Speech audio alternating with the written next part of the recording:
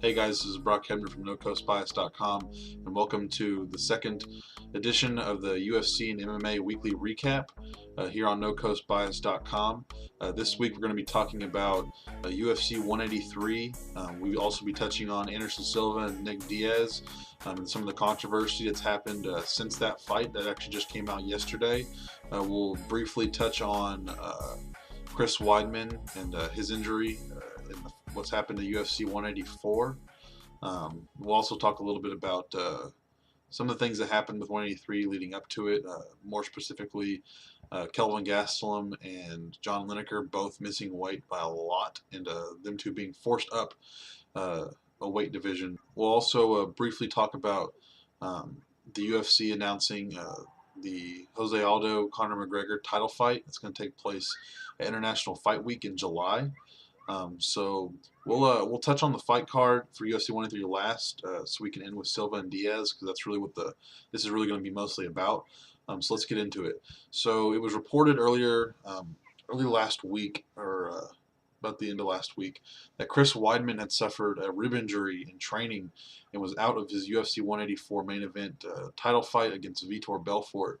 It was said that there's some cartilage that was being damaged on his rib cage, I believe. They discovered in his training, and it's going to put him out about 6 to 9 weeks from what he said. This kind of sucks. A lot of people were wanting to see him and Vitor fight. Vitor's been on a roll. A lot of people want to see Vitor post TRT and what he would be like against Weidman. But it's just unfortunate. A lot of people have been dogging on Chris Weidman for this injury.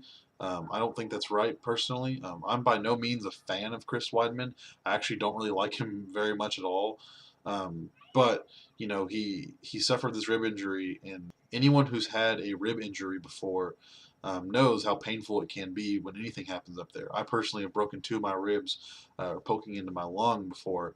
It doesn't feel good at all, and cartilage being broken down in the ribs, that can't be feel too good at all either. So he's going to be out for about a month and a half to 2 months or so. And then him and Vitor will be able to fight again.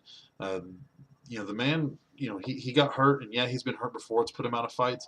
But, he did fight his last fight against Lyoto Machida with a broken hand and still won.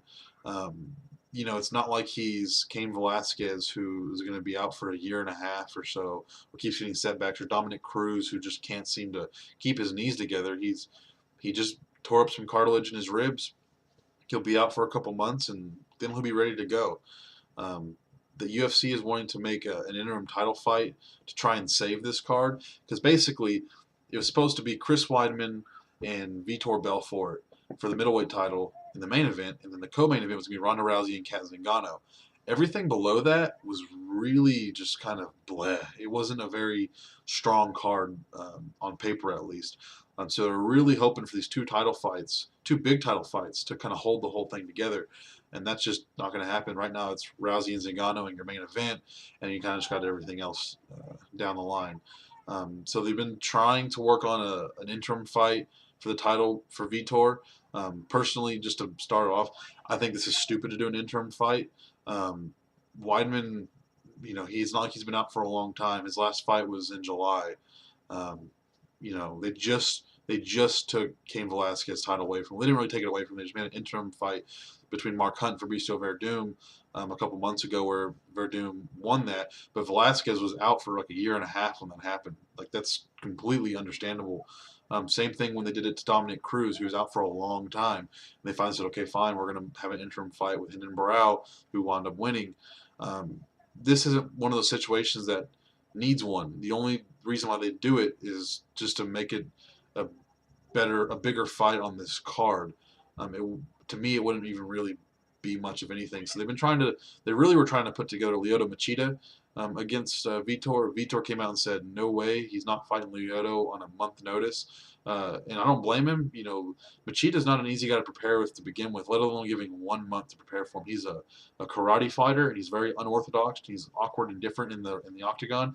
So to give somebody just a month to prepare for him just isn't right. I know they've been throwing some other names out there like Gegard Mousasi and a couple other guys here and there, but it just doesn't seem like it's going to happen.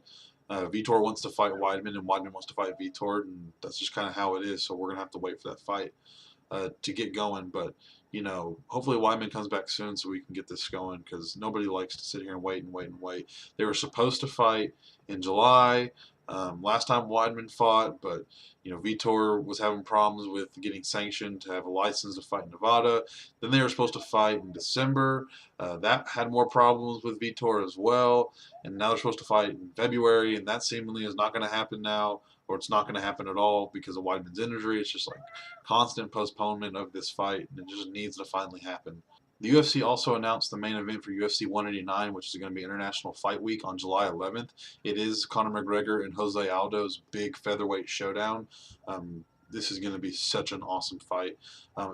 Rumored earlier was supposed to be May for this fight, but it's got pushed back to July, which is totally fine. I don't think anyone cares too much. It's a perfect fight for UFC's big international fight with it due in July.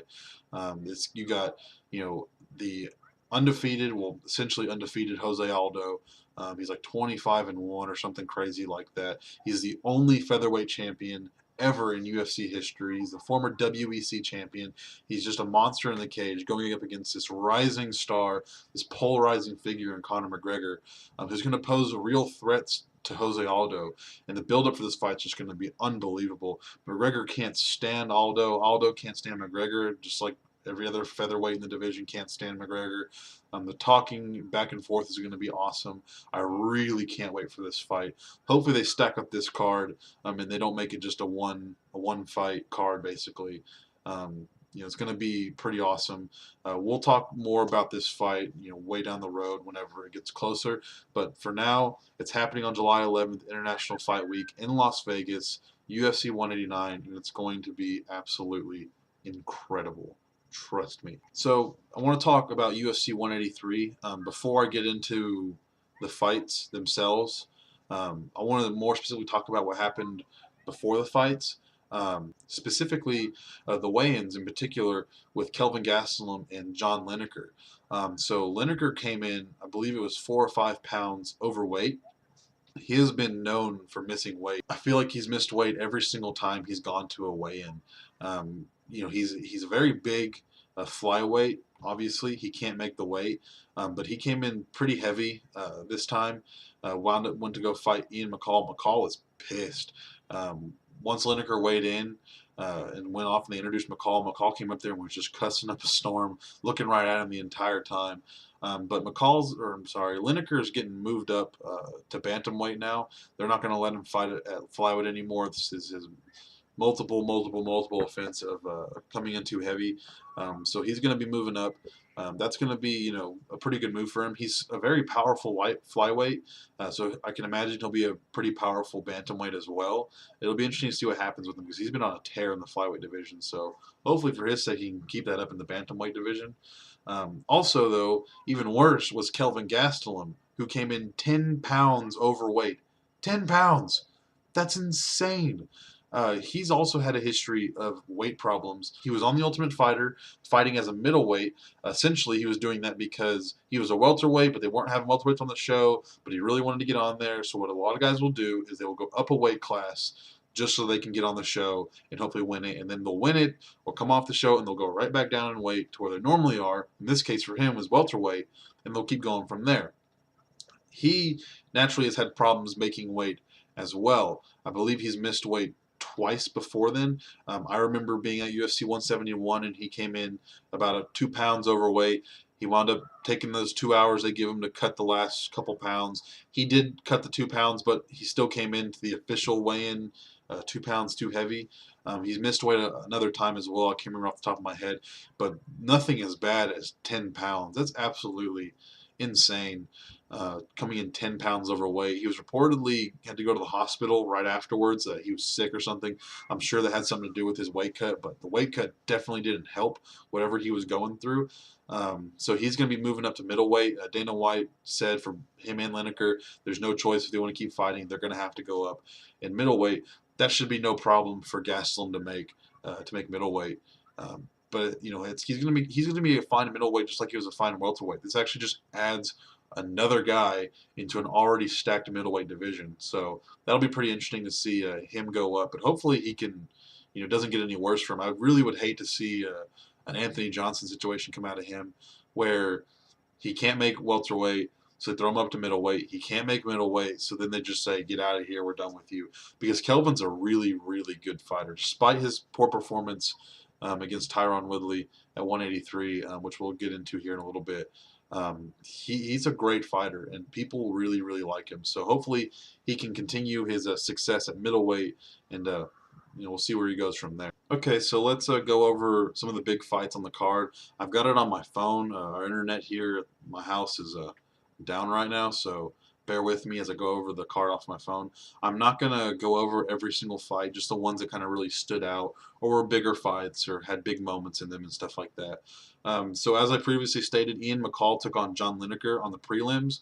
Lineker won by unanimous decision pretty handedly, which, the fact that he came in 4 or 5 pounds too heavy kind of tarnishes that win a little bit because, yes, these guys walk around at a much heavier weight than what they weigh in at. Ian McCall doesn't weigh in at 125 and stay at 125. He goes up another 10 to 20 pounds or even more than that maybe. So that's kind of how they do things. So I personally don't see the problem with it just because they were going to be heavier anyways. It doesn't really matter. But nevertheless, he was 4 or 5 pounds overweight. He still got the win. He just overpowered McCall the whole time. Lineker did. He had him in a couple really nasty guillotines in the second and third round. I mean, he almost caught him a couple times. So props to McCall for getting out of there.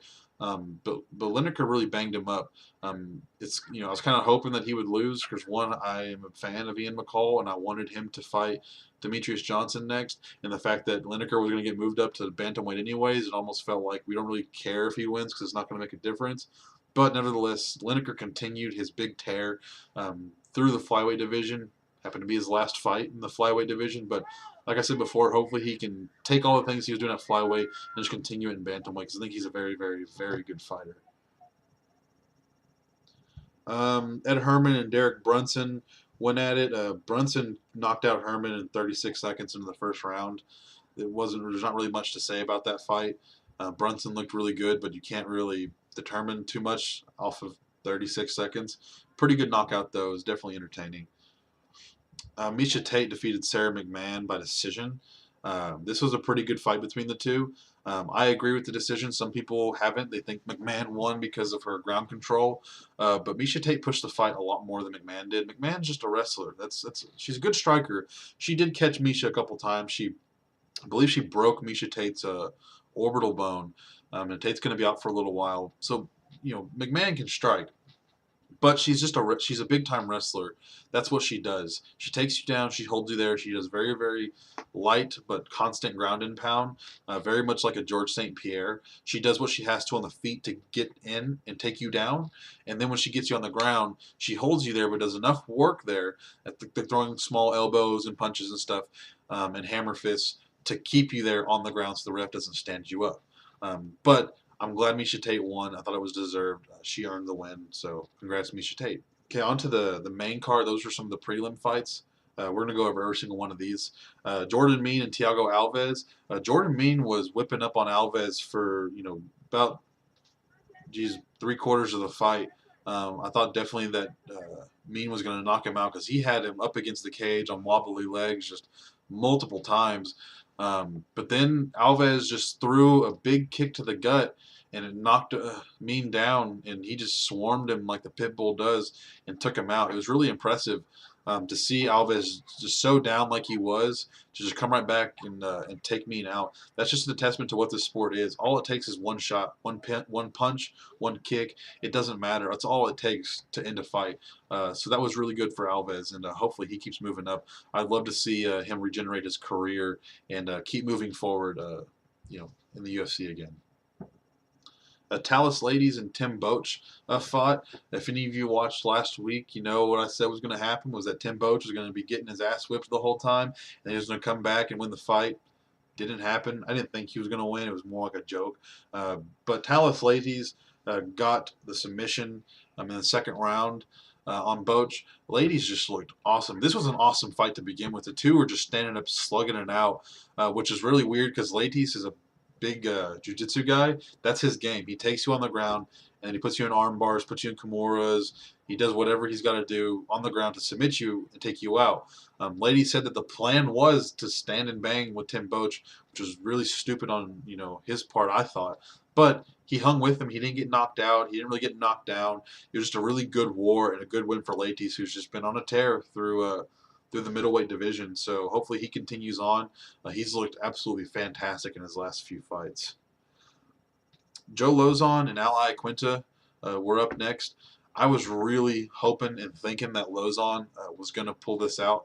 I thought that he was just a better fighter, better on his feet, far better on the ground. But Iaquinta just tore him up. He busted him up really bad, especially at the end.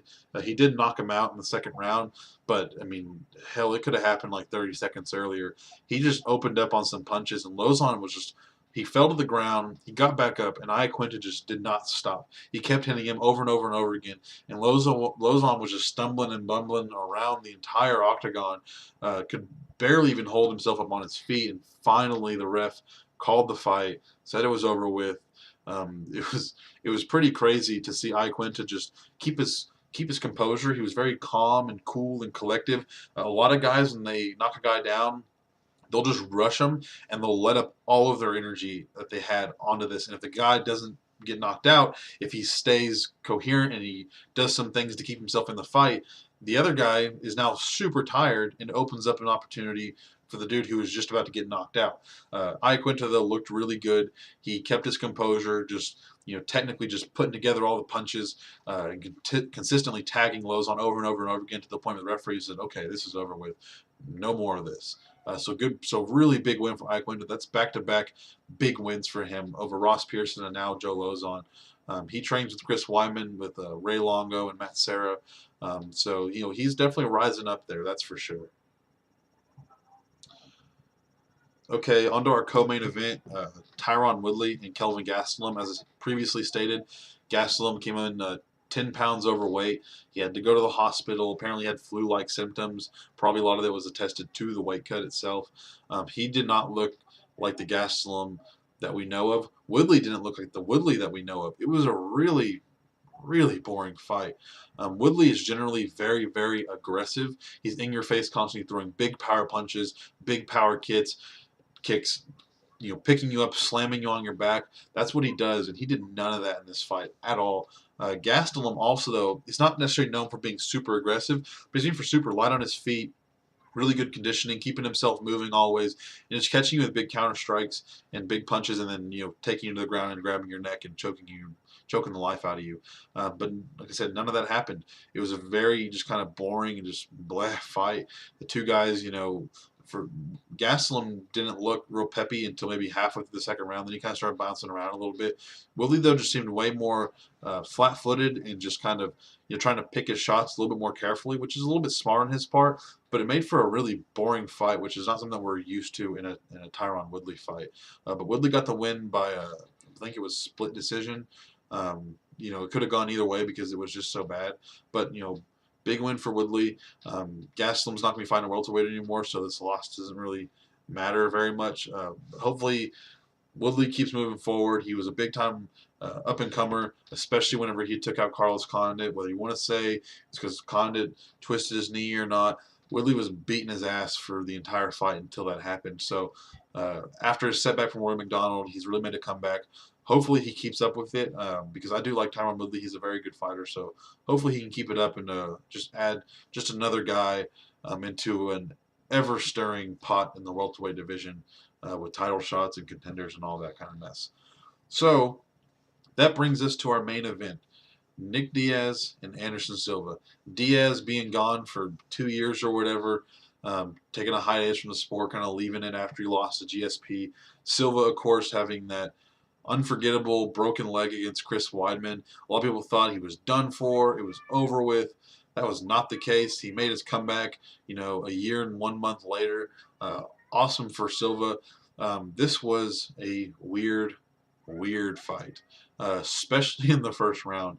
The two guys just kind of, I guess they were feeling each other out, but like Diaz was dropping onto the floor and like putting his hand up on his head like this and staring at Anderson. He turned his back on Anderson. I even think he twerked at one point. He was trying to get Anderson's head, and that just doesn't happen. That's what Anderson does to people. So it was very entertaining, but it wasn't really much of a fight. But after that round, it was just kind of a kind of a boring fight. The reason being, Anderson Silva is a counter striker. Very rarely does Anderson push the pace in a fight. He will sit back, he'll try and get in your head, he'll stay up in your face, but he'll make you throw the first punch so he can dip and dodge like he does and then hit you with a few big ones and put you down. That's what Anderson Silva does. He's always done that. Nick Diaz, on the other hand, has not really ever been like that. He has been in your face, constantly throwing punches. The dude has unbelievable cardio. He can go forever. But he wasn't doing that at all. So Silva was sitting back, doing what Silva does, trying to kind of talk a little bit, keep his hands down, trying to pull Diaz in, and Diaz wasn't having any bit of it. Diaz wanted him to come forward so he could do the seemingly same exact thing. It was very odd, made for a very boring fight. It was great to see these two guys because it was really just a fan fight. There's no title attached to this. There's nothing. It was just, hey, we love Nick Diaz. We love Anderson Silva. Make these two fight. It was super entertaining and super awesome just to see them two in the octagon. But Silva won the fight handedly. When he did get in there and throw punches, he was connecting every single time. He never had Diaz like wobbly or falling down or anything, but he picked him apart pretty well through all 5 rounds and got the deserved victory. He was very emotional after the fight. He won and he fell on his back and was crying. I mean, he was crying hard. He's very emotional because, what he had to go through to get back into the octagon after that devastating injury. And just to see him, really show all that emotion was very, very touching. It brought a tear to my eye, maybe even a little bit to see the GOAT himself, so overcome with emotion. Diaz even ran over there and picked Silva up and said, "Hey man, you won. Don't you cry. Don't you cry." It was kind of funny and cool to see Diaz do that because usually he's just not that nice of a guy. But that quickly turned around whenever Rogan interviewed him. He interviewed Diaz second. We'll get to Silva in just a minute. But Diaz was convinced that he won the fight. He's like, I pushed the pace. He just sat back there. He ran around the octagon the entire time, which he didn't really run around the octagon. He just did what he did. He thinks that he didn't win the fight because the judges don't like him. No, man, you didn't win the fight because you didn't do enough to win. Silva outstruck you. He did far more. He was actually more aggressive than you were. That's just kind of how it goes. Don't really know where Nick Diaz is going to go after this, especially after what I'm going to talk about here in a minute. But one would like to think he hopefully will come back. He's still got a few more fights in his contract, but we'll just have to wait and see. Anderson Silva was interviewed as well, and you get the real big feeling that this was his last fight in the octagon. It was really sad. He kept talking about how his family wants him to stop and how his kids have been telling him, Dad, we don't want you to fight anymore and all this stuff. And he just kept saying, I got to go talk to my family. I got to go talk to my family. And I'll figure out what I'm going to do.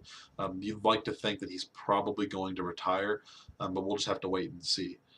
So that was the card. It was okay for the most part. A very not bad main event, but it was just kind of meh. The first round was great, and then it was just kind of here and there for the rest of the fight. The co-main event was just flat terrible. But all the other fights were a lot better than I thought they would be. So overall, it was a pretty good card. So as we're on the topic of UFC 183, it came out yesterday that both Nick Diaz and Anderson Silva tested positive for banned substances pre-fight for Anderson, post-fight for Nick Diaz. We'll start with Diaz, because this isn't going to surprise many people who know Nick Diaz. He tested positive for marijuana. Big surprise. That's what he does. He's gone out and vocally talked about how he loves to smoke weed. It's what he does. So nobody was very surprised that Diaz tested positive for marijuana. It came out today saying that he actually didn't even get a license to fight until the week of, because his levels of marijuana were double what they were supposed to be, to let him fight, even just to let him fight. Um, but he tested for even more, I guess, after the fight, and they're going to pop him, and probably fine him, probably suspend him, which I will get on that here shortly. But it comes as no surprise to Nick Diaz that he got caught smoking weed again. It's what he does. As for Silva, he was popped for two types of steroids, anabolic steroids. I don't know the names of them right off the top of my head, but steroids are steroids, and that's what he was popped for. This was shocking and a really big kick in the nuts as a big UFC fan like I am, and a big fan of his. Um, he just made this huge comeback from this broken leg. We watched his leg wrap around Chris Weidman's back in December of last year, and now he was back in the UFC after this when nobody thought he would be. It was this huge story, this huge comeback story. He goes in there, he takes care of the fight, he wins it. He looked great, and then it comes out saying that, oh yeah, he was doing steroids. He tested positive from a test on January 9th, which was, a couple weeks out from the fight, or a few weeks out from the fight, and that kind of just hinders the whole comeback thing. Is like, okay, you know, great comeback, but you did steroids. And one would like to think that the steroids were probably not there to help him fight. It was more so to help his recovery and to make sure he was ready. But that makes his comeback just not as good as it seemed, because he was taking drugs to do it.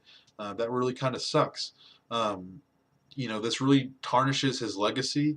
It makes you question, okay, yeah, sure, he never tested positive before, but who knows what was going on 3 or 4 or 5 years ago when he was just running through the middleweight division and the light heavyweight division for that matter. Who knows what he was doing? Now, Silva has come out and said that this is false and that he did not take any steroids.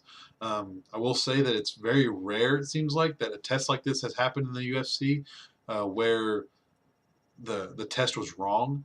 Now there's going to be more that's going to be coming out over the next few days or so. Hopefully more will come out by next week that I can talk about. But it came out that he did take steroids. As far as we know now, he's taken steroids sometime around January 9th. Who knows if he took some before the fight even. We don't know that yet. He's going to be at a hearing, him and Nick Diaz both, for their failed drug test. I believe it's February 17th. That they're going to be at this hearing in front of the Nevada State Athletic Commission, to probably get fined, suspended, whatever it's going to be. But Silva seems very strong on his stance that he did not take steroids, which isn't super surprising because he has been a advocate for the anti-drugs in the UFC. He's gone on numerous statements stating how he doesn't like steroids. He doesn't think guys should be taking steroids. In October, he said that if you take steroids, you probably shouldn't be fighting anymore. He was asked, what he thought about it, and he said, if you've gotten to the point where you have to take testosterone replacement, or you have to take any type of PEDs, that you probably should just retire and not fight anymore. And then he gets popped for steroids. So now it's like, if this is true, you shouldn't be fighting anymore. Eat your own words. But again, it's very shocking and just kind of a big kick in the nuts to the whole situation, because this man has been just loved and paraded for his entire career, for all the things he's done without drugs, and now this one incident has just ruined everything, it seems like. Hopefully, I would love for these tests to be false, to be wrong for once, and to show that he did not take steroids. But if they do, man, that's really going to hurt him, because people are never going to let it go, and they're going to look at it and say, well, maybe he took steroids in the Chael fights. Maybe he took steroids in the Vitor fight. Maybe he took steroids for the Maya fight. Who knows what he did to help himself in some of these fights? There's going to be all sorts of questions surrounding the situation, which really sucks for a guy like Anderson Silva. So the big question now is not necessarily just, were these tests right or wrong?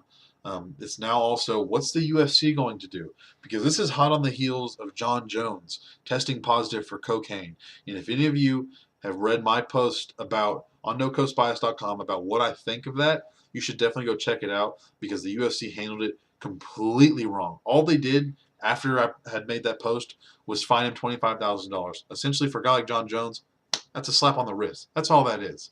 They didn't suspend him. They didn't do anything to him. Absolutely ridiculous, given that they have historically suspended and banned guys for smoking pot, doing other drugs and stuff like that, other banned substances in the UFC under their name. So it's going to be interesting. Dana White has yet to comment on this at all, which is funny. I'm hoping he will soon, just to see how he reacts. Because it's a lose-lose situation for him, no matter what. If he comes out and says, we support Anderson and we support Nick. Hopefully they can learn from this. They can take care of themselves and they can stop doing what they've been doing. That's what that's going to look like is, okay, they did that for John Jones as well. So the UFC must support guys who do banned substances, who do drugs, who do steroids and all those kinds of things. But if he comes out and says, Anderson's going to get suspended and fined, this is wrong, we can't do this. Nick Diaz is going to get suspended and fined. We can't have him smoking weed all the time like he always does. Now it's going to look like you didn't do that to Jones, but you're doing it to these guys. That makes absolutely no sense. Figure your shit out. So it's going to be really interesting to see what the UFC does. I imagine they're going to suspend Nick Diaz for sure. This isn't the first time he's tested positive for marijuana. He does it on a regular basis. It seems like every fight he tests positive for weed, and that's just how it's been. So he's probably going to get suspended. Hell, who knows? They might not even have him fight again. They might just say, you're done. We're canceling your contract. You're over with us. And who knows? That would really kind of suck for the fans because we all love Nick Diaz. As for Anderson, that's tricky for them. He's arguably, in my mind at least, the greatest fighter of all time. His pay-per-view buys are through the roof. He pulls in so much money for the UFC. And if Anderson doesn't want to stop fighting, if he wants to fight once or twice more, the UFC really has to be careful here with what they do in a business sense. If they suspend him, there you go. That's a fight that you can't have with Anderson Silva. This rumored George St. Pierre Anderson Silva super fight that might finally happen this year may not happen at all because he might get suspended.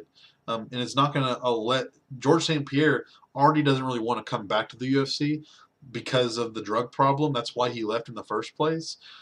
And if Anderson truly did take steroids, that's going to keep him from wanting to come back even more because it's just going to completely go against the reason why he left in the first place. So this is a lot of problems for the UFC to take on, along with all the events they're trying to do this year and the lawsuit that's going up against them. If you haven't read up on that, go check it out. Places like MMA Fighting, MMA Junkie have got really good pieces about this lawsuit that some fighters have gotten together and are suing the UFC for fighter wages and fighter treatment and all that kind of stuff. It's pretty crazy. So this is a lot for the UFC to take in under. They got John Jones fresh off of snorting coke and doing all his stuff. Now you got Nick Diaz testing positive for marijuana again. Anderson Silva possibly testing positive for steroids and possibly actually doing them. We'll find out more in the coming days, coming weeks on what actually has happened. This isn't good for the UFC.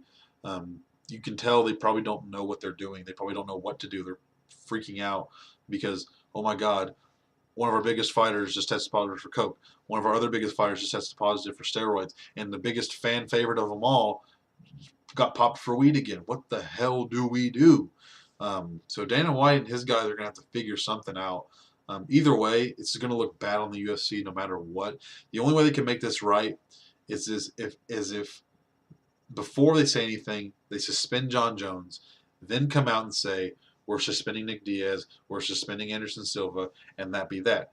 That's the only way they can make this right, and that's probably not going to happen, given that they want a May fight now with Anthony Johnson and John Jones. So it's going to be very, very interesting to see what's going to be happening with these few guys here. Man, what a mess this all is. This really sucks for our sport. You know, for a while it felt like, you know, well, the NFL's got guys doing steroids, well, baseball's got guys doing steroids. You know, the UFC and MMA, while it was rising up, seemed to be clean. It was just these natural guys coming in here and whipping ass, and that's all it was. And now, over the past 4 years or so, it's just gotten worse and worse and worse. You know, you had Chael Sonnen going in, almost beating Anderson Silva. Found out he tested positive for steroids after that. Vitor Belfort has been tested positive on a number of occasions for steroids and testosterone replacement and stuff like that. You know, now Anderson Silva's testing positive. Kung Lee tested positive. It seems like everyone now is testing positive for steroids. Hell, after that awesome heavyweight war between Mark Hunt and Bigfoot Silva, one of the greatest heavyweight fights of all time, Bigfoot tested positive for steroids. It's just never ending, it seems like. It seems like anytime we see an awesome fight or an awesome fighter, somebody screws up, they test positive for some stupid drug that shouldn't have been taken in the first place, and just tarnishes everything. It's absolutely frustrating and ridiculous because you don't know what's legit anymore in this sport. Last thing I want to see is to see my sport turn into what boxing has become. Just full of corruption, where the organizations just don't know what they're doing. The boxers and the fighters are doing drugs. They're doing deals under the table. They got judges, on their payroll. All this huge mess. There's just so much that needs to be fixed. The UFC needs to figure out what they're doing. Zuffa, who runs the UFC, needs to figure out what they're doing. Get this in check and get this taken care of. Then you start setting examples. Suspend guys. Fine them big. A $25,000 fine to John Jones is absolutely nothing. The dude makes so much money off of his fight checks. He's the #1 pound-for-pound fighter in the world, and he's a champion of the light heavyweight division. The dude banks. On top of the Reebok deals and whatever endorsements that he also has on top of that, he makes so much money. $25,000 to that guy is absolutely nothing. It's almost a slap in the face to us, the fans, who feel like the guy should have been suspended and taken care of. So it's super frustrating. So hopefully they retract what they did to John Jones and they suspend the guy, suspend Anderson Silva, suspend Nick Diaz, make examples out of 3 of your biggest fighters in the sport by making a stance saying, we don't care who you are. If you smoke weed, if you do cocaine, if you're taking steroids, if you're doing meth, if you're doing whatever else there is, you will not fight for a certain amount of time, or you will not fight for us, period, no matter what it is. The UFC needs to figure this out and get it taken care of. Whew. You can tell this kind of stuff really irritates me because I love this sport and I want it to be successful, and it will never be successful if the biggest names are doing stupid things to hurt it. But there are no fights this weekend. Next weekend is going to be a fight night in Bloomfield, Connecticut, headlined by Benson Henderson and Brendan Thatch. We'll talk about that next week. I'm trying to calm myself down after that. Anyways, yeah, no fight this weekend. Fight next weekend, and the weekend after that's going to be UFC 184.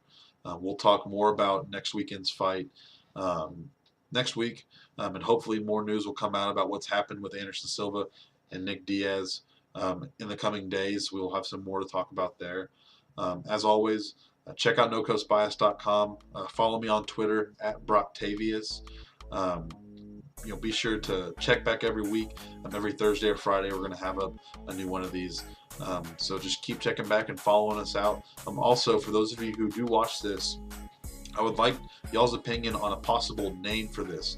To me, the UFC and MMA Weekly Recap is just kind of too dull and bland. I'd like something MMA, UFC related to go along with it. So if you have any suggestions, throw them down in the comment box below.